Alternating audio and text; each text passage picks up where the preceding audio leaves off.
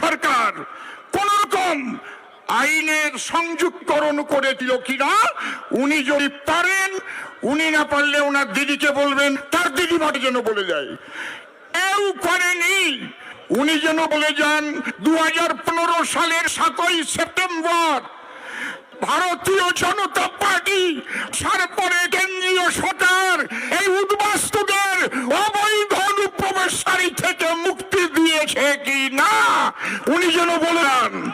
তারপরে এরা 2019 সালে সিএএ করে দিয়ে এদের নাগরিক হবার সুযোগটা করে দিয়েছে কি ভারতীয় জনতা পার্টি, উনি যেন বলে যান।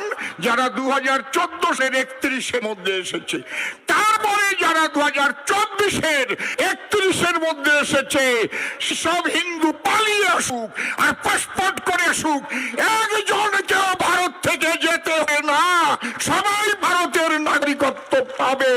1 2 3 4 জনে বলো ভারত মাতার জয়, বলো জয় মোদীজির জয়, বলো ভারত মাতার জয়, বলো জয় মোদীজির জয়। মোদী হ্যায় তো মুমকিন হয়, ভারত মাতা জয়, বলো জয় মোদীজির জয়। গাও ভারত মাতার জয়। 26 সালে পশ্চিম বাংলার এবারে নির্বাচন, এবার হবে দুর্নীতিবাজ দিদির বিসর্জন। দিদির বিসর্জন, দিদির বিসর্জন।